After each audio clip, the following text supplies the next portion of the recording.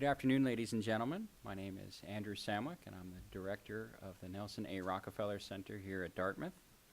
The Rockefeller Center has been commemorating Veterans Day since 2005 with a specific public program focusing on the military or national defense or homeland security. It's been a very busy term on campus this fall, so we're a few days after Veterans Day, but the sentiment remains the same. Thank you for joining us for the 9th installment of that series, one which has us welcoming back to campus Michael Breen, a member of the class of 2002, a veteran of recent wars in Afghanistan and Iraq, and now the executive director of the Truman National Security Project and the Center for National Policy. The Truman National Security Project seeks to identify, train, and support a new generation of American leaders who want to develop strong, smart, and principled national security policies. We live in a world in which the Cold War threat of mutually assured destruction is essentially gone, but in which other threats, often within nations rather than between nations, have emerged that demand leadership from the global community. In that world, there are some challenges that, to quote our speaker, have no good options and no risk-free alternatives. Since the thawing of the Cold War threat, the United States has been trying to find its way as a lone superpower with a presumed responsibility to respond to or to police these conflicts. Our progress has been uneven, but in most cases it is still the men and women of the American Armed Forces that bear the burden of implementing the military aspect of that response.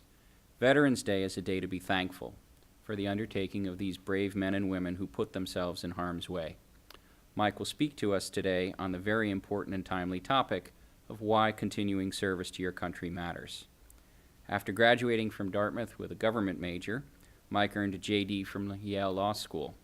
In between these two fine educational opportunities, he served as an officer in the U.S. Army, with the infantry in Iraq, and with the paratroopers in Afghanistan. After leaving the military, he clerked for the Office of the White House Counsel and co-founded the Iraqi Refugee Assistance Project, an organization that provides safe passage and new beginnings for Iraqi refugees. Ladies and gentlemen, please join me in welcoming Michael Breen.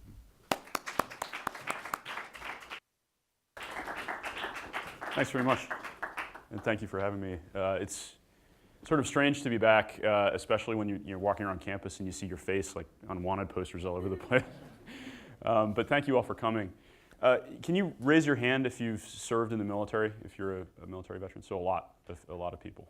That's excellent. And it looks like we have people from pretty much every era of that service. So I'd like to talk a little bit today, and as you mentioned, the idea is, why does service still matter? Why does service to your country matter?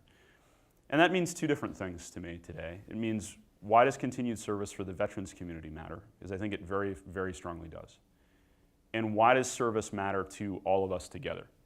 As a team, as a community of civilian and military people, and people who have a mixture of both of those backgrounds.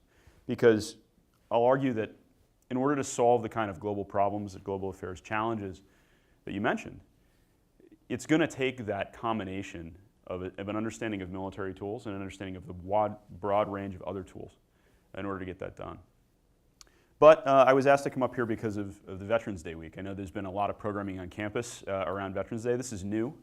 When I was a student here, I was the only graduate in my entire class that went into the military. I was the sole ROTC grad in the class of 2002, which was the 9/11 class coming out of Dartmouth. That happened our senior year. I don't think there was a Veterans Day week ceremony or program at all prior to, I guess, 2005. And it was a very different environment. I understand now there are about 20 ROTC cadets on campus. Back when I was in ROTC, the space that the college gave us in order to do training for about a year was the ticket booth at the ice rink.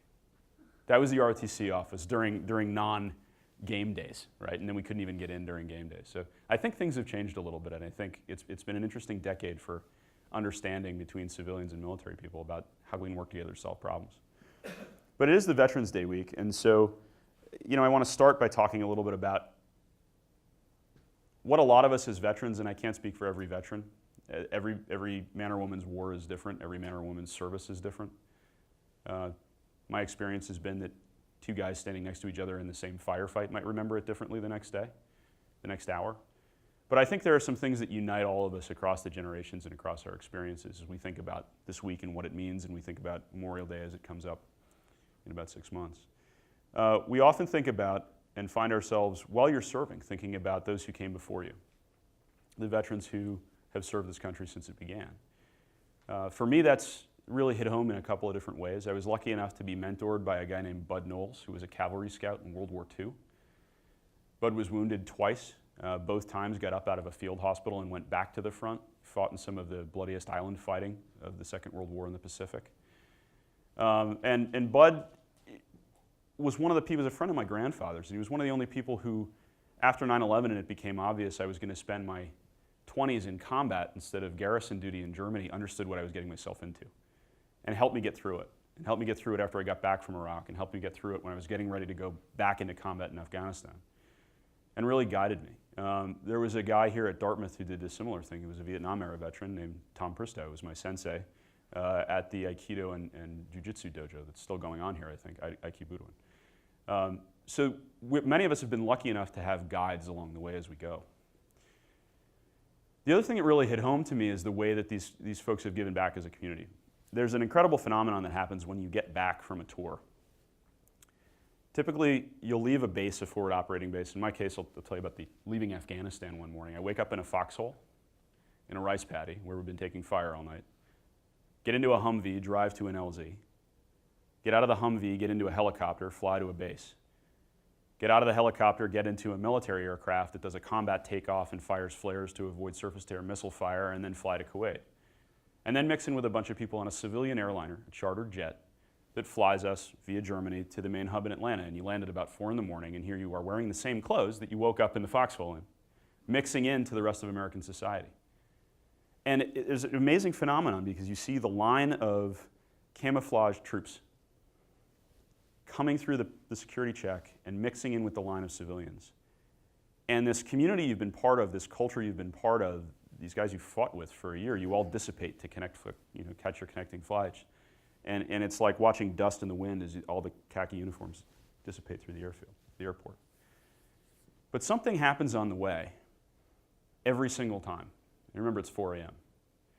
You run into a bunch of guys, almost all of whom are Vietnam veterans, who have turned out to say welcome home to you. Which I found profoundly moving, not just because somebody was welcoming me home, but because they never had that. That generation of veterans never had that. They experienced mostly the exact opposite, and yet they get up at 4, 3 in the morning every day to get there and make sure that you have it. So we think about those who went before us and those who showed us the way. We think about the people we served alongside. I constantly think about the acts of selflessness that became so commonplace you didn't even notice them after a while. From 19-year-olds, 20-year-olds. I remember in Iraq a medic running into mortar fire without his body armor on just because he thought somebody might be hit. He didn't even know if anybody was hit. He just wanted to be there in time. We all hear those stories, but I also remember a young guy I served with.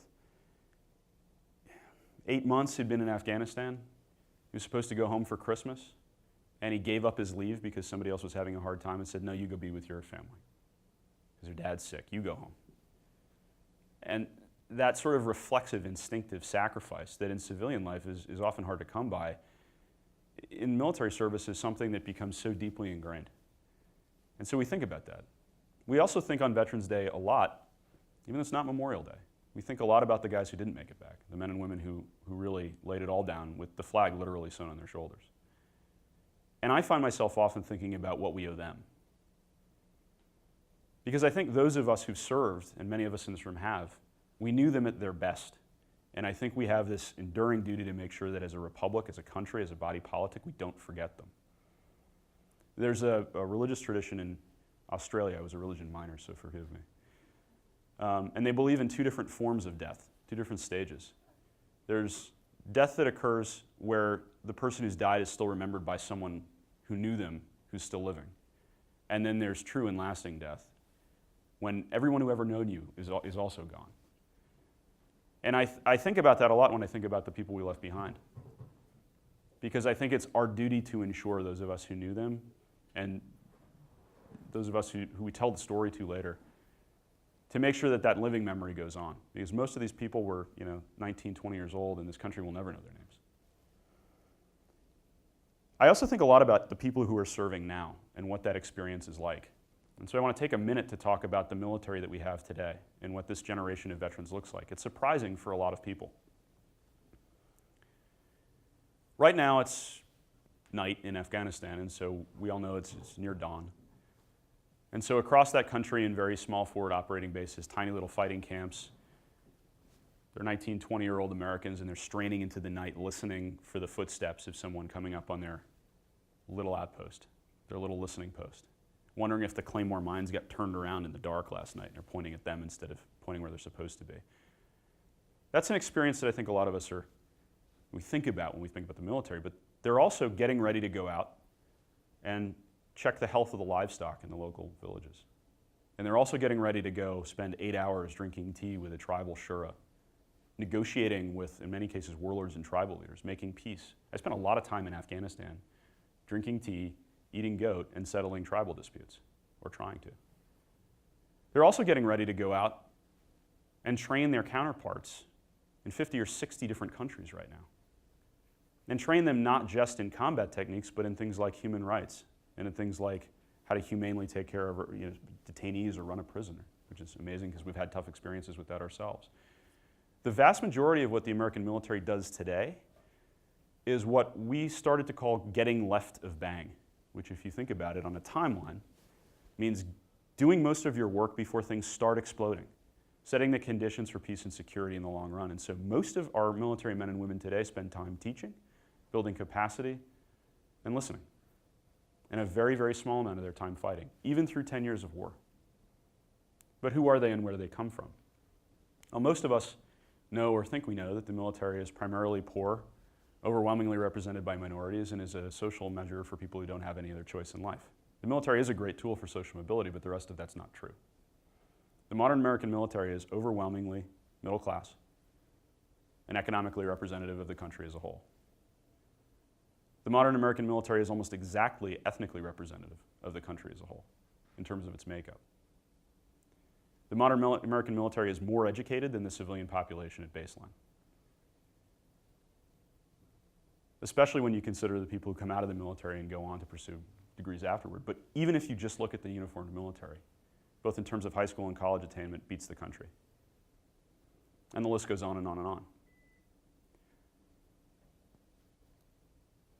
If every young American between the ages of 17 and 25 went down to a recruiting station right now and tried to join the Army, the Marine Corps, the Air Force, or the Navy and get any job in those services, how many do you think would qualify? 25%. 3/4 of the country is ineligible to join the military at any level for any job. That's how high the recruiting standards are. And that basically boils down to educational attainment, so high school degree or equivalency, and the ability to demonstrate that knowledge on a test. Basic math, basic science knowledge, basic reading and writing skills.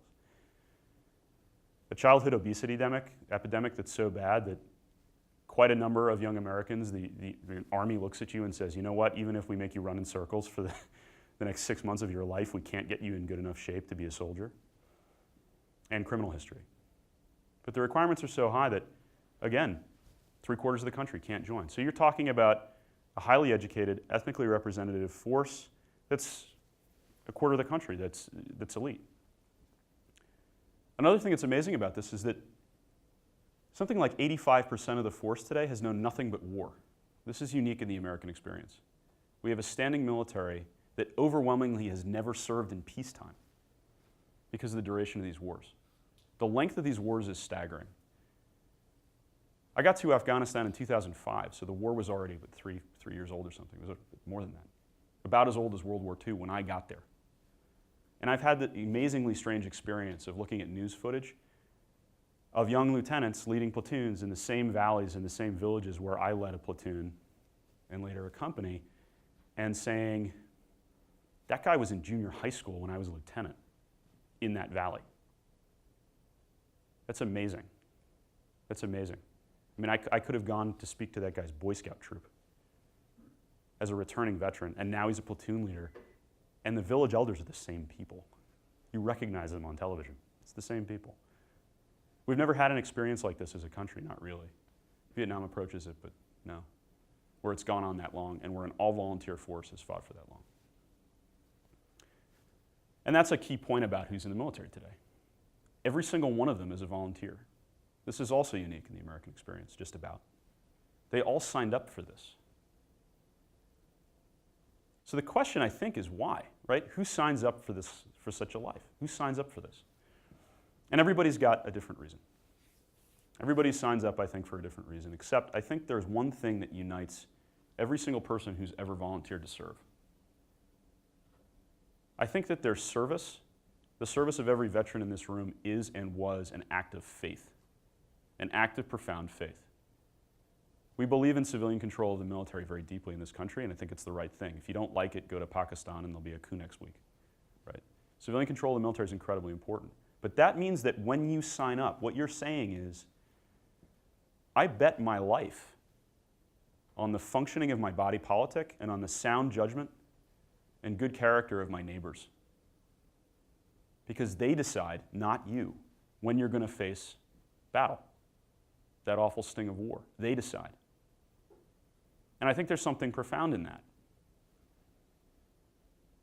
The idea of the citizen soldier is very deeply engaged and rooted in American life and rooted in the American military tradition, especially in the US Army. And I think it plays into this.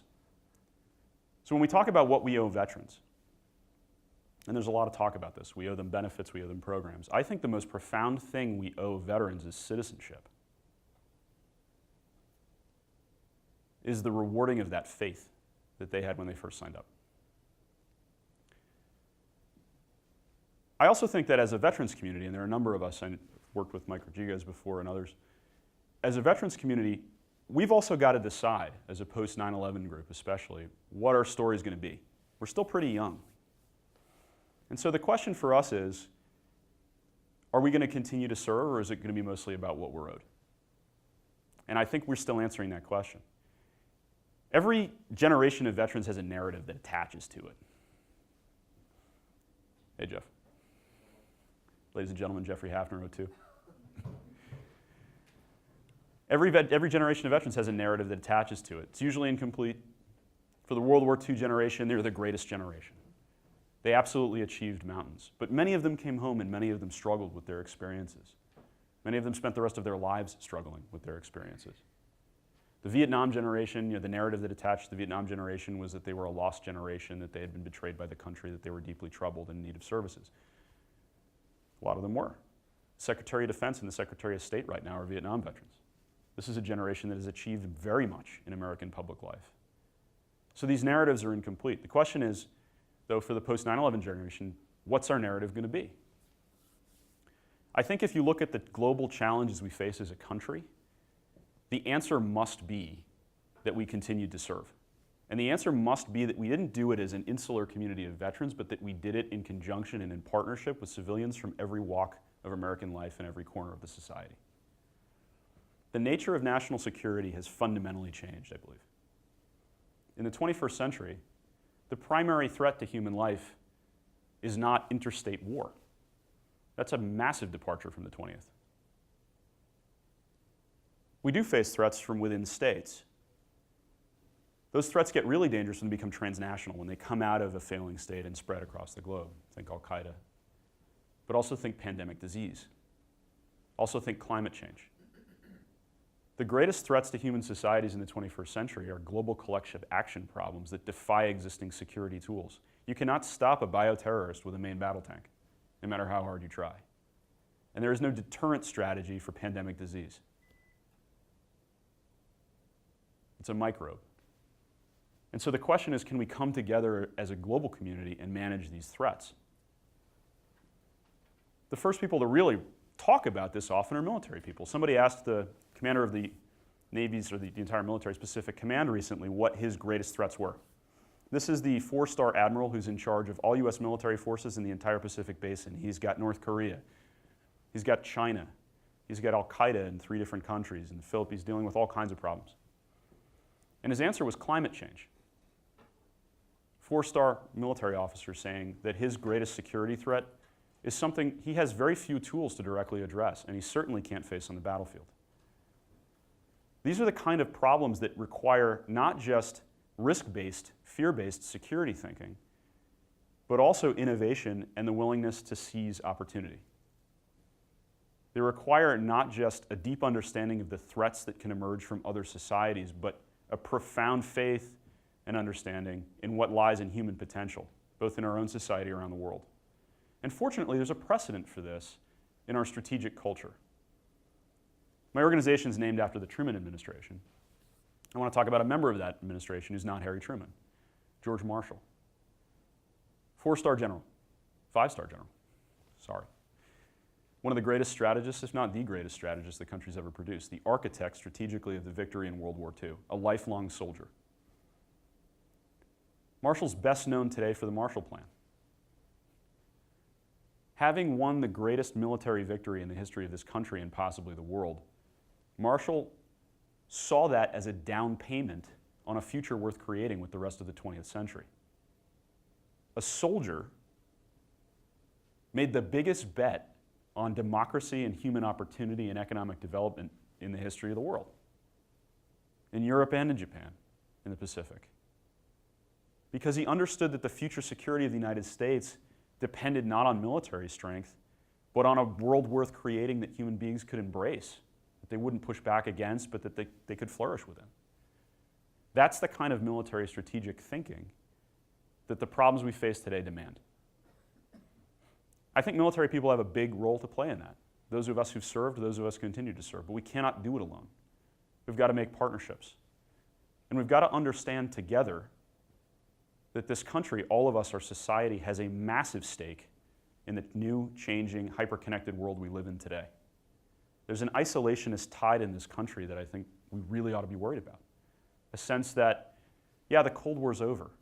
It's definitely over. The organizing principle of the 20th century for America is over. We didn't quite know what that meant through the 90s, but then suddenly it was replaced by another, even darker organizing principle, the so-called global war on terror. And we spent 10 years in a post-9/11 moment dealing with that, making a lot of mistakes, in my view. But I think the Syria debate very clearly signals to us that that's over too. The post-9/11 moment's over. The time when you can say to the American people, we're worried about weapons of mass destruction leaking into the hands of terrorists, so we're going to get military involved, is over. The Syria vote that didn't happen was one that the administration was going to resoundingly lose, and lose on every political front. I watched it happening in real time. And so what is the moment we're living in now? That's the question.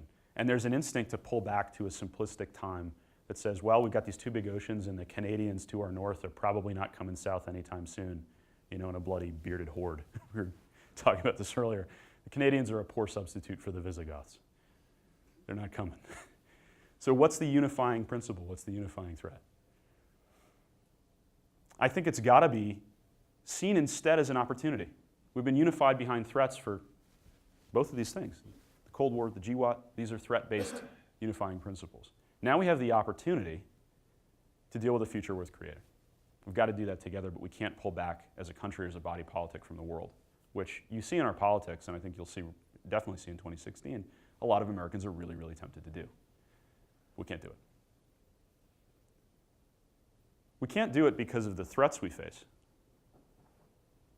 We all know hyperconnectivity has a dark side, right? A plot hatched in a cave complex in Afghanistan that metastasizes in a mosque in Germany can change the skyline of Manhattan. We've all lived through that. But opportunity works the same way in the new century. Absolutely everything, from the global market in small arms to the global market in everything else, to global telecommunications flows, transcends social boundaries. And a lot of that reality, that dynamic, is where the future prosperity of the United States is going to be created. If you look at a map of global telecommunication flows, you'll notice it all flows to the United States, just about. And that's amazingly good for us, strategically and economically. You pull back from that, you miss out. You miss out almost immediately. And the future prosperity of this country is imperiled, as well as its security. So we can't pull back. So what do? I think we continue to build a strategic culture that can deal with these global collection action threats, things like climate change, things like pandemic disease.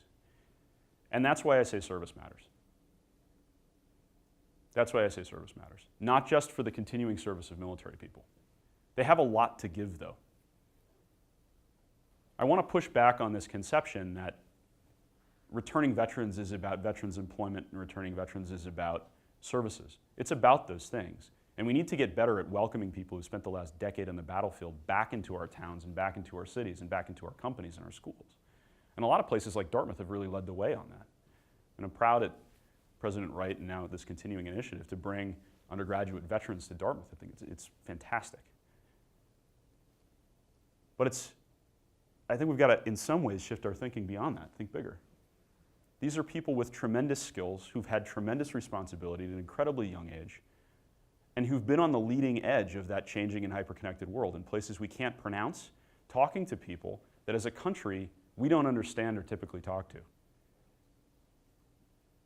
50 years ago, the future leaders we were going to be dealing with were being identified in exchange programs with universities in Paris and London and at cocktail parties and embassies in Europe. Today, those people are growing up in villages and places we can't pronounce. Nobody knew who Mohammed Morsi really even was from the American strategic world before he became the president of Egypt. We didn't know him. And all around the world, new Morsis are being born and rising up through power in all kinds of places. I just met one last week at a conference in Mexico who's building a tremendously powerful political base in the slums of Kenya. We're going to be dealing with him soon as a world leader. But we've got to be in a position to get to know him. And that means, one, incorporating the veterans who are coming back, who've actually gotten to know some of these people, and asking them to continue to serve as policy and political leaders. I think, and this is where I'll kind of conclude and hope we can have a conversation, I think it also means we've got to have a conversation as a country about risk that we haven't had. And this extends through terrorism, but it's our entire global footprint. And so I'll mention the scandal du jour, Benghazi.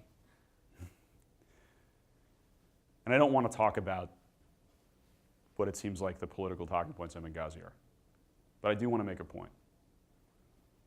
Ambassador Stevens was one of the most courageous and heroic and able public servants this country's ever produced. And if he were here today, I'm pretty confident he would tell you he was as responsible for his own death as anybody else was. Why? Because he made a decision to be out where the people were, to be out where his job was, not in a fortified fortress-like embassy. He didn't have the right tools for that. But he made that call anyway. He took risk. He assumed risk. The result was tragic. But I think a zero-risk mentality is not the answer. Fortress embassies are not the answer. We've got to talk about what the answer is, but the United States has got to stay globally engaged. Even if it means that public servants have got to have courage, and not all of them are going to be wearing uniforms.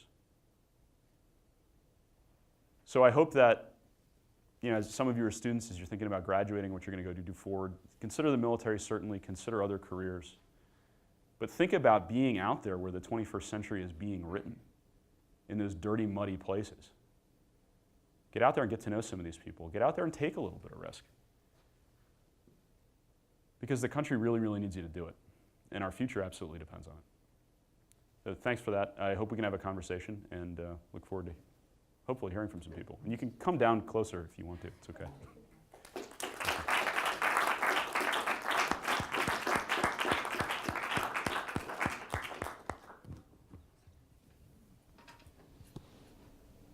Who disagrees with every single thing I just said? Sir. Well, I have a couple of questions. I'm a Vietnam War vet, and I'm also an engineer, and I like to check my facts. And one of the statements that you made was that the military is predominantly middle class, and I'd like to know where you got that information. The other is that you did not mention geography, right. And do we still have the same geographic diversity that we had in this country in World War II and in Vietnam in terms of the presence of the military? Sure. The demographics, so the economic information comes from, there are 2 or 3 different studies. The one that comes immediately to mind was a Heritage Foundation study that's 5 or 6 years old, but I'm happy to provide the data. But the research has been done, for sure. On the geographic spread, it's not the same, no. So it skews, not exclusively, but it skews somewhat toward the American Southeast and the Mountain West in terms of recruitment. My own perception would have been there would have been more than just somewhat skewed in that direction. Other question, just in terms of the education, would you say that in the non-officer ranks and the enlisted ranks of the services today, are there the same number of people with bachelor's degrees as there were in World War II and Vietnam? So I don't know what the baseline on bachelor's degrees in World War II and Vietnam is, but I can tell you it's not common, but it's not uncommon either. Let me put it that way. In terms of high school or equivalency, I think it's like, at this point, it's 99% high school attainment in the enlisted ranks. The country is about 80, a little higher than 80. When it comes to college, all the officers have college, of course. The enlisted, I'd have to go check the data, but we have a slide on it I could show you, but I don't think it's higher than 15%, something like that.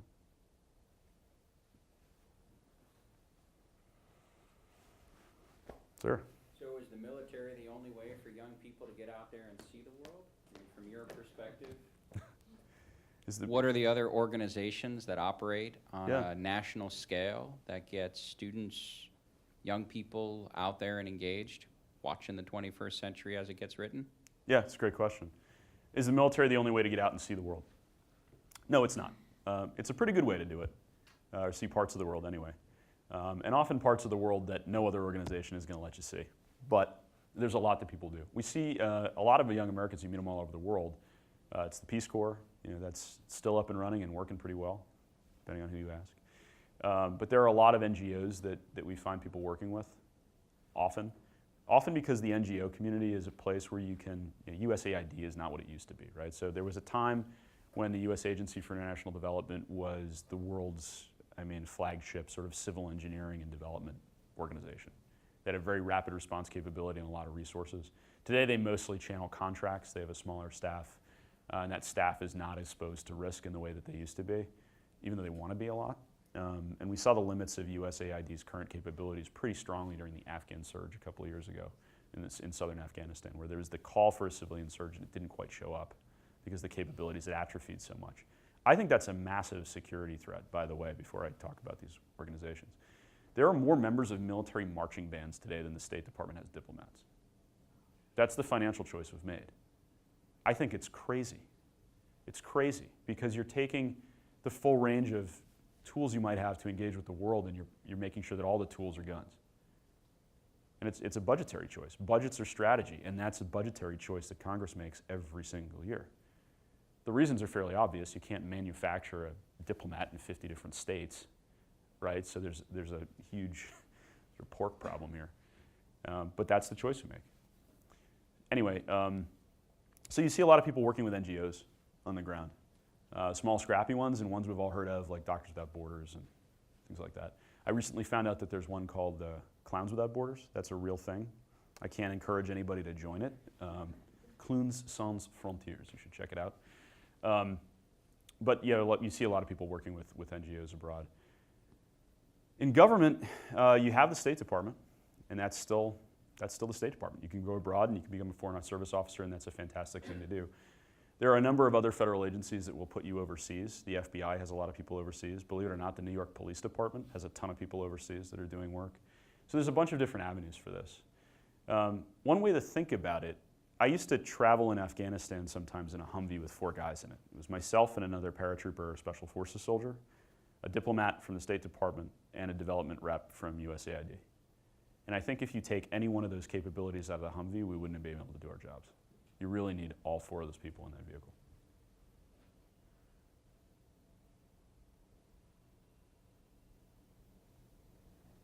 I have a question. I read an article, I think it was a couple of days ago, about armed forces going to the Philippines and doing some more humanitarian intervention. Do you think that that's going to play a bigger role in the military's, what they do abroad? Yeah, I do. I think it's already playing a pretty big role. You saw after Fukushima, you saw after the tsunami, you're seeing now after this hurricane. The U.S. military is one of the top, if not the top, and most responsive and organized disaster response force in the world. You're usually first on scene, and definitely first on scene with the kind of capabilities that they bring. You can argue that that's good, you can argue that that's bad. I think it's a great thing, personally, that we use our Navy, especially our Navy, in that way. and we're going to see more and more and more of it. You see the Navy and the Marine Corps as well planning for more and more and more of it, again, because some of the leading thought on climate and climate implications is going on within the military, believe it or not. There's a whole other lecture on military clean energy and climate initiatives. It shocks people, right? The largest electric vehicle fleet that anybody's buying right now is being bought by the Army. Marines are traveling Afghanistan with solar-powered stuff. They're running their forward operating bases with solar panels. The Navy's trying to transition all of its fuel for its aircraft and its warships to biofuels, algae produced. They're flying F-18 Super Hornets twice the speed of sound on chicken fat. I mean, they're really at the front edge of energy innovation. They're also at the front edge of thinking about how climate and increasing numbers of climate-driven disasters are going to tax them in a disaster response capability. Sure. Hey. It seems to me like there's a big disconnect between. It seems to me like there's a big disconnect between USAID, the State Department, and the military in terms of the goals they're trying to achieve. How do you think, what's it going to take to foster a better relationship between the three in order to pursue a more unilateral foreign policy effort? It's a great question. So you have USAID and state and Department of Defense, and they're not, especially in the field, they're not aligned up that well. This is beyond dispute at this point. There have been efforts to get them aligned, things like provincial reconstruction teams, PRTs, that work okay, that are combined. I was involved in a PRT in Afghanistan for a long time. Honestly, I think it's going to take, frankly, it's going to take a strategy, and it's going to take budgeting that reflects that strategy. One of the things the Truman administration did really well after World War II was organize the national defense infrastructure of the country and the foreign policy infrastructure of the country for the world in the way it's changed. I mean, we're set up now in a post-World War II bureaucratic structure that was born right after that. It was built for the Cold War, it was built for other things. The Department of Defense was created at this time. I think we're due for another reexamination of how we're set up. We're stovepiped, and we're just not set up to be able to talk to each other. Bureaucratic competition is built into the system in a really bad way. USAID and state, as I mentioned before, are starved from a budgetary perspective. DoD has more money than it wants. You have secretaries of defense like Gates saying, please cut my budget and give the money to the State Department. Congress says no. So you can tell you've got a misalignment.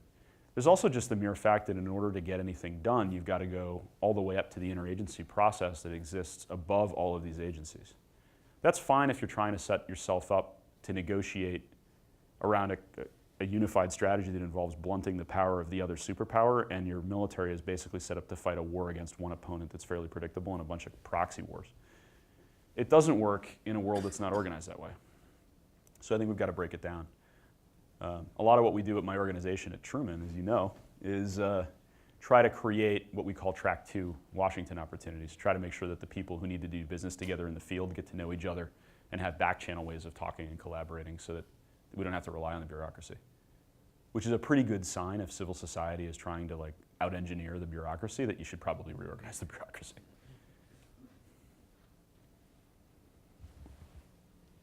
Sir?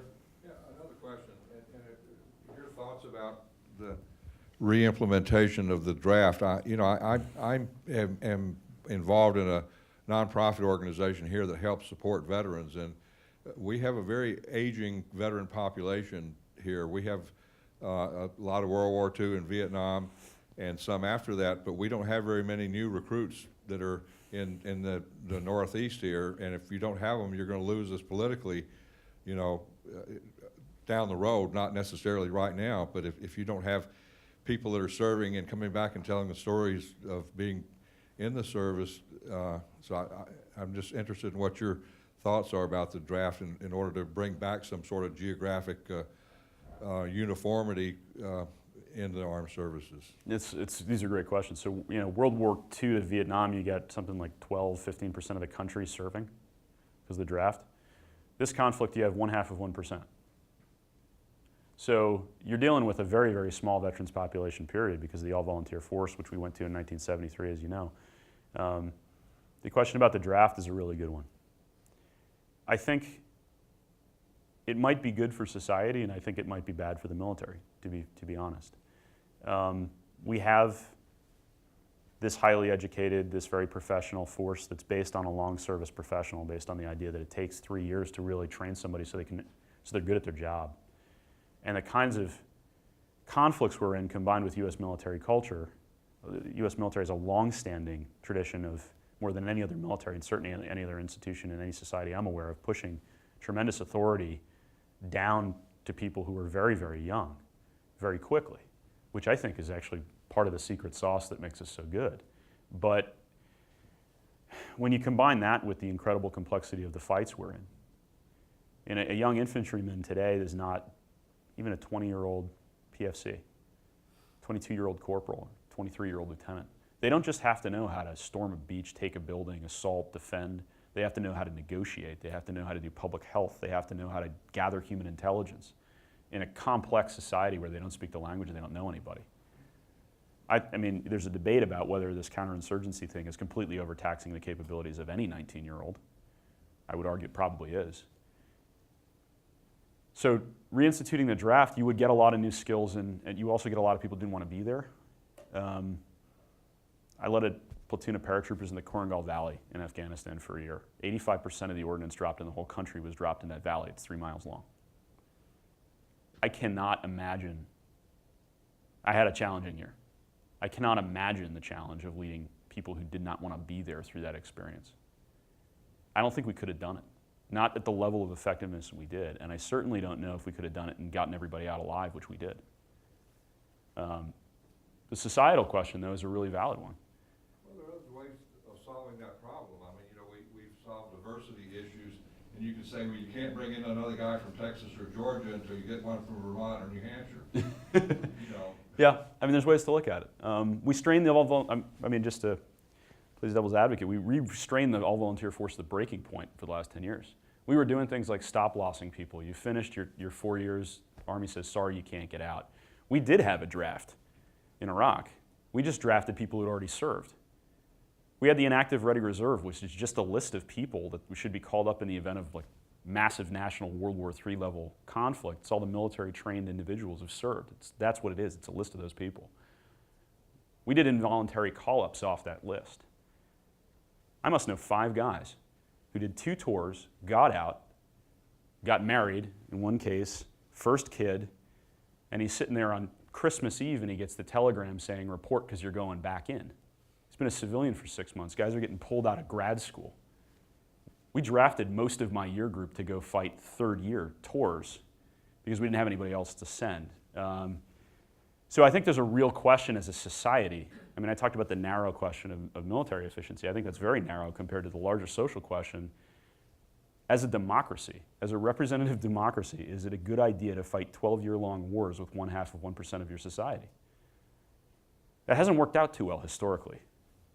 And I think it's a really dangerous move for us. We've either got to get out of the perma-war business, or I think we've got to ask some really, really tough questions about what we as a society are prepared to do in order to support the choices we make. On that uplifting note, are there any more questions? All right, well, thank you very much for having me. Appreciate it. Thanks.